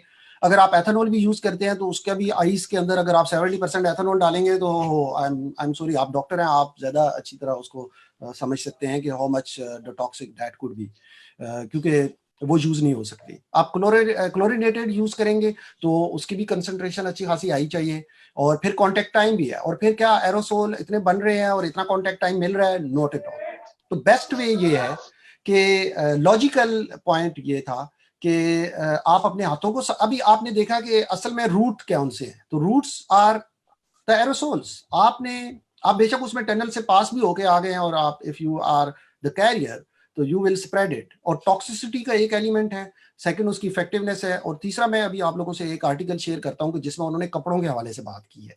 Clothes are not spreading the virus at all. ये रिसर्च से अब बात क्लियर हो गई है. बिकॉज होता यह है कि जब आपके ऊपर अगर कोई बंदा एक फुल खुदा न खास्ता खांस दे या स्नीज करे, तो क्या होगा, बहुत सारे कम पार्टिकल्स आपके कपड़ों के साथ वो लगेंगे. तो वो कुछ एक बंदा फिजिक्स का था, उसने, और कुछ एक ग्रुप है यहाँ पे, उन्होंने इस पे काम किया है. तो बेसिकली जब when you walk it will shred, वो ऑटोमेटिकली वो ड्राई होगा और श्रेड कर जाएगा वायरस. तो surfaces are most important. Hand washing is more important, कि हैंड वॉशेस आप टच करते हैं आइस को, या आपने किसी दूसरी चीज को टच करना है तो यू एक्चुअली ट्रांसफर इट. सो अगर हम रूट्स ऑफ जो है उसका एक्सपोजर उसको अगर अंडरस्टैंड करें तो tunnels are of no need. अभी मैं देख रहा था कि कुछ लोग मीन सोडियम हाइपोक्लोराइड भी जो फ्लोर्स के ऊपर या इस पे यूज करने के लिए ब्लीच के लिए होता है, वो 10% रिकमेंडेड है. आप 10% करें स्प्रे, फिर आप अपनी आइस को ही मलते रहें फिर. So it will distract more, I think, briefly. That's right. Thank you very much. Thank you, sir. Thank you so much, sir. Professor Dr. Mohammed Bashir has the question regarding what is the role of the azithromycin. Dr. Imran, if you can please elaborate the answer. Azithromycin ये पहले लोग use तो कर रहे हैं इसको, लेकिन I don't think so कि अब इसको डॉक्टर अगर कोई आंसर करे तो दिस इज मोर रेलिवेंट. कोई अगर कोई रिप्लाई करना चाहता है तो मीन मुझे इसके ज्यादा एक्शन का नहीं पता. एंटीबायोटिक है ऑफ कोर्स, लेकिन जी sir. That's right. Well, I understand that we are going to have probably a separate session on the medical treatment of the disease, the 19. तो वहाँ भी इंशाल्लाह इस पे डिटेल से बात करेंगे. एट द मोमेंट एजिथ्रोमाइसिन के मुतालिक मैं यही कहूँगा कि we have quite couple of studies which are looking into its use both in alone as well as in combination with chloroquine. The results are, I would say, 50-50. So at the moment there is no recommendation from any certified body regarding its use, but still people are using it because you don't have proper recommended treatment regimen. So it's being used, and moreover it's being shown to have some antiviral activity. Oh yes. Thank you so much, Professor Dr. Aziz Ahmed. Yes, we have the question from Dr. Muhammad Adnan Qurban. Ji sir, please ask the question. Thank you. Hello जी please आप बोलें. जी, अस्सलाम वालेकुम. जी वालेकुम सलाम. जी सर, आपने थैंक यू वेरी मच, आपने बड़ा डिटेल में एक्सप्लेन किया, लेकिन इसमें अभी दो चीज़ें स्कूल ऑफ थॉट्स बैठे थे, डॉक्टर्स जो कि क्लिनिशियंस हैं और रिसर्चर्स हैं। तो ये ज़्यादा बेटर होता कि अगर हम इसको स्पेसिफिक कर लेते कि रिसर्चर्स किन एस्पेक्ट्स पे ज़्यादा फोकस्ड रहें और डॉक्टर्स के लिए क्या-क्या इसमें गाइडलाइंस, अगर आप स्पेसिफिक कर लें, स्टेप्स हैं, गाइडलाइंस हैं कि इन किया जाए। तो एक मैं भी करता जाऊं कि एजिथ्रोमाइसिन, जैसे मैंने आपसे क्वेश्चन भी किया था कि what is the difference between current and previous strain of the corona viruses. पिछले जो वायरसेस के स्ट्रेन थे उनको भी सिर्फ सुपरफिशियल मैनेज किया, उनके लिए कोई डेफिनेट मैनेजमेंट नहीं थी। यही एजिथ्रोमाइसिन और हाइड्रोक्सीक्लोरोक्विन इन्हीं से ट्रायल लेते रहे। I think azithromycin is antibiotic, और इसके लिए इसको super added infection is in this case, super added infection में वो स्कोर करते हैं, बैक्टीरियल इन्फेक्शन होते हैं, तो दैट्स वाई वो इसको साथ यूज कर रहे हैं। लेकिन हाइड्रोक्सीक्लोरोक्विन का mechanism in this viral infection, ये मैं जानना चाह रहा था, ये इसका क्या, इसमें कोई आपने रिसर्च में कोई देखा है इसका प्रीवियस स्ट्रेन्स पे भी? एंटी मलेरियल जो ड्रग है आप उसकी बात कर रहे हैं? जी जी जी। ओके, आई एम सॉरी, मैं actually I told you earlier कि मेरा शायद इन्फेक्शियस एजेंट्स के साथ हैंडलिंग तो है, but I am very much less informed for the drugs.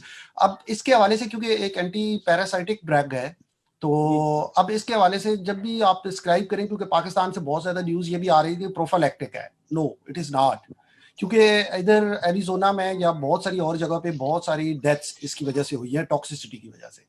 तो इसके लिए मुझे लग रहा है कि आपको केयरफुल होना चाहिए, क्योंकि इसका भी मैकेनिज्म अभी तक नोन नहीं है। अच्छा, वायरोलॉजी की रिसर्च के हवाले से एक मैं अर्ज कर दूं, इसी से रेलिवेंट है, may be some other doctor can respond on this.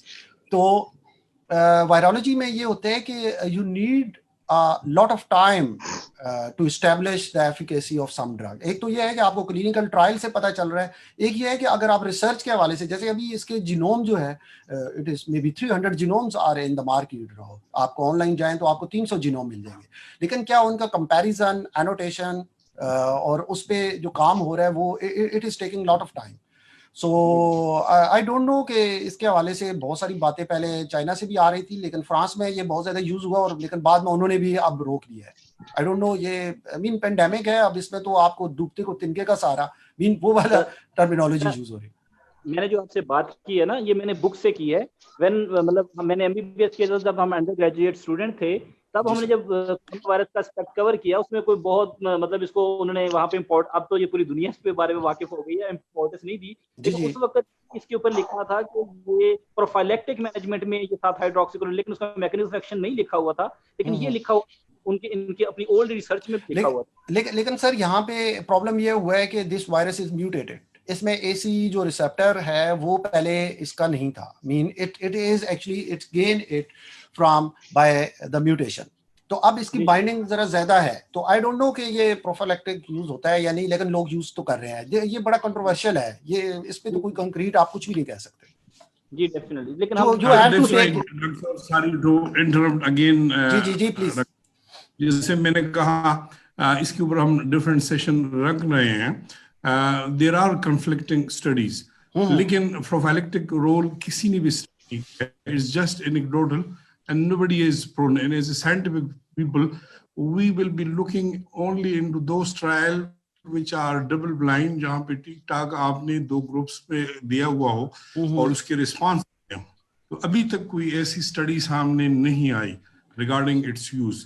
आपको पता है जिस तरह ये पैंडेमिक चल रहा है, similarly we have got in sort of epidemic of information coming on from every, वो सोशल मीडिया पे भी आ रहा है, फेसबुक पे भी आ रहा है, और आपके मेडिकल जर्नल्स में भी आ रहा है। तो ये articles are pouring in. If you go into the Google and you search it, you'll find lots and lots of things coming in. तो ये अभी तक जो प्रॉपर मैंने बताया डिफरेंट बॉडीज हैं प्रोफेशनल, किसी की तरफ से भी रिकमेंडेशन नहीं आई कि आप इसको प्रोफाइलैक्टिकली या एज ए ट्रीटमेंट यूज कर सकते हैं। सर ये कुछ दिन जो है ना विद इन द ब्रैकेट्स और with in the commas, CDC ने अपनी वेबसाइट पे दिया भी था पहले, WHO ने। तो अब That's क्योंकि right. वो उसमें टॉक्सिसिटी का भी एलिमेंट है, तो प्रोफाइलैक्टिक तो I think as a biologist कि प्रोफाइलैक्टिक तो आपका इम्यून ही सबसे अच्छा है कि यू कैन नॉट, मतलब आप ये ले लें, मतलब आप क्यों देना चाहते हैं, इसलिए कि वो इन्फेक्ट लोग ना हो, और तो ऐसा तो मेजर अवेलेबल ही नहीं है। आप just boost up your immune, और that is the best barrier I think. और जब तक वैक्सीन नहीं आती, आई डोंट नो, वैक्सीन तो नेक्स्ट ईयर ही होपफुली। That's right. एक क्वेश्चन और भी आया था एक पर्टिकुलर हर्ब के हवाले से। जी sir. It's used in north America. वो भी यहाँ पे चैट में मैंने देखा था। जी सर। एक पर्टिकुलर हर्ब के हवाले से। So people are trying each and everything. Immune booster तो बहुत ही इंपॉर्टेंट है। और पाकिस्तान में जो एक और इशू है, इम्यूनिटी हमारी, हम समटाइम समझ रहे हैं कि शायद हमारी इम्यूनिटी काफ़ी हाई है। ऑफ कोर्स एक्सपोजर काफ़ी हाई है इन्फेक्शियस एजेंट से, तो उससे आपने स्पेसिफिक इम्यूनिटी तो गेन की हुई है, लेकिन this virus is very very specific. तो इसके अगेंस्ट शायद आरएनए वैक्सीन की तरफ हम जा रहे हैं, आई थिंक बहुत ज़्यादा उस पर भी है काम हो रहा है। That's right. Vaccines are going to prove to be the only treatment. Antiviral के हवाले से जैसे बात हुई और मैंने कहा डिटेल से डिस्कस करेंगे, तो already some mega trials are going on 3 of the antivirals. और कुछ भी हो गई है, लेकिन again the results जो है वो encouraging नहीं है।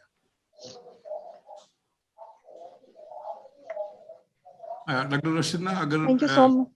हाँ क्वेश्चन हो तो अनम्यूट कर ले उनको और ले लें। जी सर, एनी क्वेश्चन प्लीज। यहाँ पे हमारे साथ डॉक्टर साहिबा थी, प्लीज आपका ये क्वेश्चन था, प्लीज पूछ लें आप।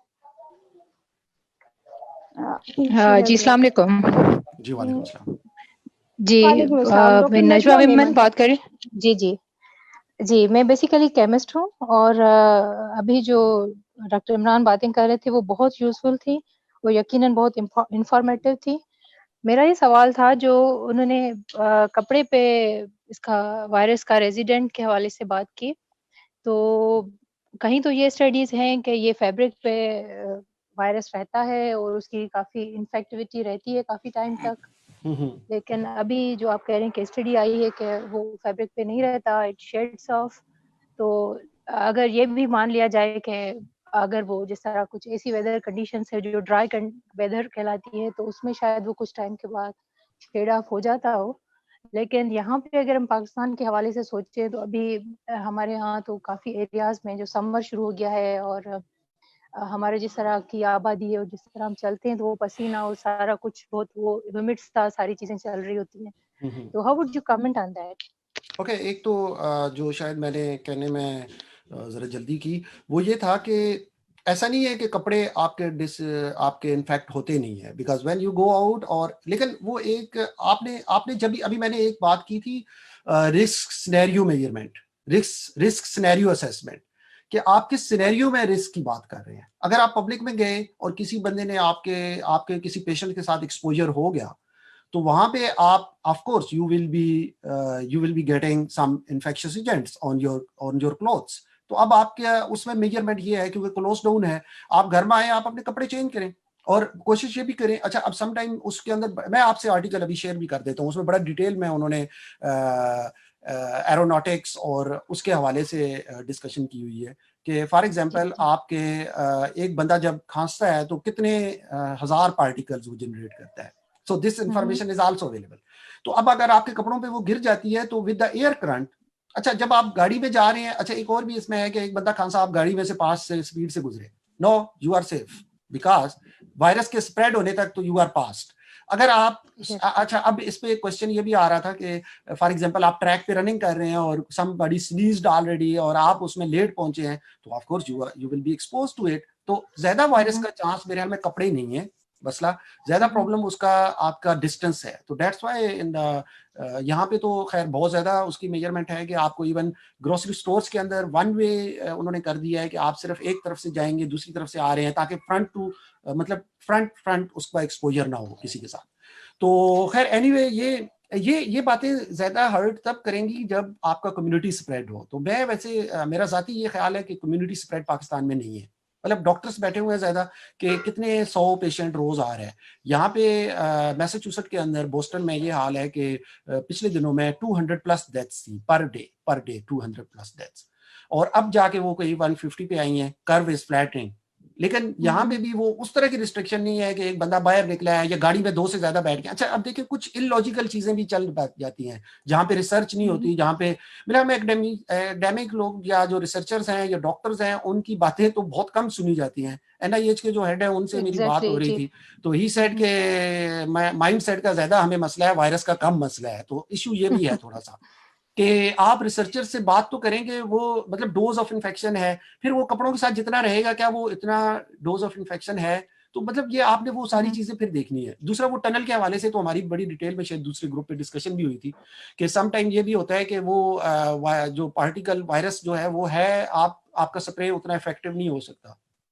तो मेरे ख्याल में रिस्क तो है। आप बाल को कवर करके अब देखिए वो किसी ने साफी ने ट्रम्प से क्वेश्चन जब किया तो you people are might be following that as well, तो वो आपने देखा होगा ही सेड के हिजाब करके चलें। सबसे बेस्ट तो ये है कि अब तो खैर हिजाब करें और नकाब भी करें, दोनों बहुत अच्छे मीजर्स हैं, तो दैट कैन सेव। तो जितना आप कवर रखते हैं घर आके आप कपड़े ऑफ कोर्स आपको चेंज करने हैं, इसमें तो कोई क्वेश्चन नहीं है। सही है, thank you very much. Thank you so much. Thank you, Dr. Najma Maiman. So now we have the question from one of our hosts, I guess. Ji, please ask the question. Ji, sir, please question. Okay. Dr. Noreen Jaswal, she's asked, she wants to ask something. Ji, Okay. Dr. Noreen Jaswal. Ji, ma'am.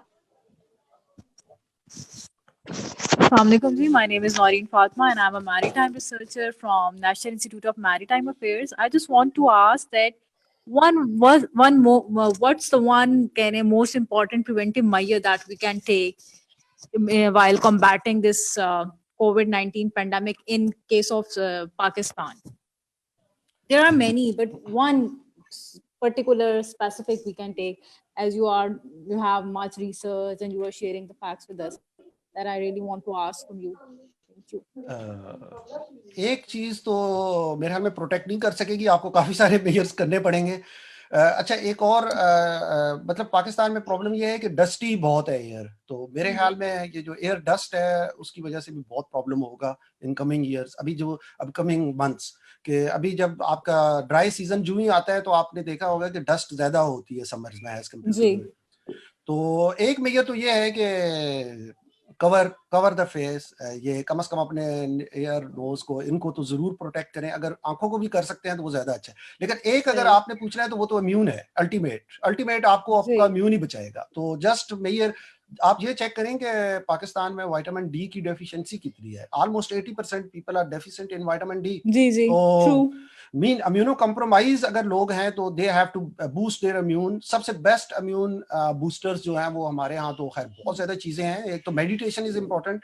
आपने देखा होगा कि अभी recently इस पे इतनी ज्यादा research हुई है कि people actually wrote the books on the meditation, कि आप अगर खुद को कंसंट्रेट करते हैं एंड वो फियर से निकलते हैं, फियर ऑफ लूजिंग, और तो उससे ये होता है कि यू कैन कंसंट्रेट मोर। और मेरे ख्याल में अल्हम्दुलिल्लाह बीइंग मुस्लिम्स वी और एनी अदर रिलीजन कोई भी है उसको आप अगर फॉलो करते हैं तो यू आर मोर कंसंट्रेटेड, क्योंकि अल्टीमेटली तो आपको जो ज्यादा परेशान चीज करेगी वो फियर है, और fear will actually decrease the immune system. तो आप जब ज्यादा डॉक्टर इमरान, एक महीने तो बस वही हुआ ना, स्टे होम स्टे सेफ। बिल्कुल सर, जबरदस्त, अच्छी बात की। ज्यादा मिले नहीं, बाहर ना निकले, लेकिन क्या करें, बाहर तो जाना पड़ेगा। अच्छा डॉक्टर इमरान, एक अगर मैं बीच में इंटरवेन करूं? जी प्लीज।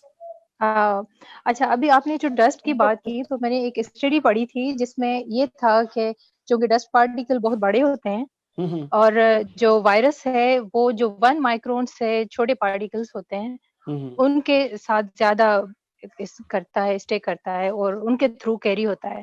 तो probably this is one of the reason के जो हाईली वो एनवायरमेंटली जो गंदे इलाके हैं, गंदी जहाँ पे हवा चल रही है, तो वहाँ पे जो है ना उन एरिया में बहुत ज्यादा जो है ना वो कंटामिनेशन हो रही है। जी जी जी तो डॉक्टर अभी हमारे यहाँ थोड़ा सा ये हमें फील होता है कि चले हमारे यहाँ डस्ट है, बड़े पार्टिकल होते हैं और वेदर ड्राई हो जाता है, तो प्रॉब्ली हमारे लिए ये कुछ बेहतर खबर है कि अगर वेदर ड्राई हो गया तो उसका लेकिन जरा इन्फेक्टिविटी कम हो जाएगी। हाँ ये आपकी बात ठीक है, लेकिन जितने भी स्पोर फॉर्मर्स होते हैं ना, आपने देखा होगा कि ये जितने भी क्लोस्ट्रीडियम है, बैसिलस स्पोर्स है, ये सारे के सारे डस्ट से ही फैलते हैं अमूमन, क्योंकि वो ऐसे तो हवा में नहीं उसको फ्लोट नहीं कर सकते। तो अच्छा, इटली के हवाले से अभी मैंने एक स्टडी पढ़ी थी कि इटली में डेथ्स क्यों ज्यादा हुई है और वो एक स्पेसिफिक रीजन में क्यों ज्यादा हुई है, that is highly polluted region. Yes. और and they actually they found strong correlation, और बड़ा सिग्निफिकेंट कोरिलेशन जो था वो डस्ट के साथ वहां पे मिला है। तो we have to very be careful about this. Yes, what I would suggest कि जहाँ पे ज्यादा जो कंडेंस एरियाज हैं उनमें जो ऑर्गेनिक डस्ट होती है, एक डस्ट के डिफरेंट फ्रैक्शंस होते हैं, तो एक तो इनऑर्गेनिक डस्ट होती है, एक ऑर्गेनिक डस्ट की पार्टिकल होते हैं जो आपके बहुत ज्यादा जो गाड़ियां धुआं एग्जॉस्ट जनरेट करती हैं उनमें से वो पार्टिकल्स क्रिएट होते हैं ऑर्गेनिक। तो चूंकि जो वायरस है उसके ऊपर भी एक लिपिड लेयर है, तो it sticks more with the organic contaminants and एक थ्योरी थी कि इस तरह प्रोबेबली हो सकता है। तो there are lot of factors. अब देखिए, अभी मैं एक स्टडी पढ़ रहा था कि प्रेविटोला जो कि ह्यूमन गट माइक्रोबियोटा है, उसके अंदर कुछ साइटोकाइन्स ऐसे वो प्रोड्यूस करता है कि they actually cause the similar symptoms. So lot of going on in the world, lot of going on. Let us hope something good. Hello, मेरी आवाज आ रही? जी जी बिल्कुल। Can I intervene? जी सर, आपकी आवाज आ रही है, प्लीज। श्योर। हेलो जी सर, आपकी आवाज आ मुझे रही है, कह रही हैं? प्लीज। जी जी प्लीज आप बोले डॉक्टर साहब। जी सर, आपके thank you very much. I am professor doctor Bashir from Swat medical college. मैंने क्वेश्चन टेक्स्ट किया था रिगार्डिंग एफिकेसी ऑफ एजिथ्रोमाइसिन, लेकिन दरमियान में अनफॉर्चुनेटली कनेक्शन मेरा कट गया, so I don't know whether it has been discussed or not. ये मैं पूछ रहा था कि एजिथ्रोमाइसिन का कोई रोल है? इसके हवाले से ना एक सेपरेट सेशन जो है वो ऑर्गेनाइज करेंगे और उसमें बड़ा डिटेल में जो उसमें प्रोफेशनल हैं वो उसको डिस्कस करेंगे इंशाल्लाह। हेलो हेलो जी sir, we can thank you. जी जी हेलो मेरी आवाज आ रही है? जी we hello can hear you. जी जी बिल्कुल आ रही है, आप प्लीज आप क्वेश्चन करें। अच्छा, मैं I am doctor Iqbal and basically I am orthopaedic surgeon जी sir at Swat medical college.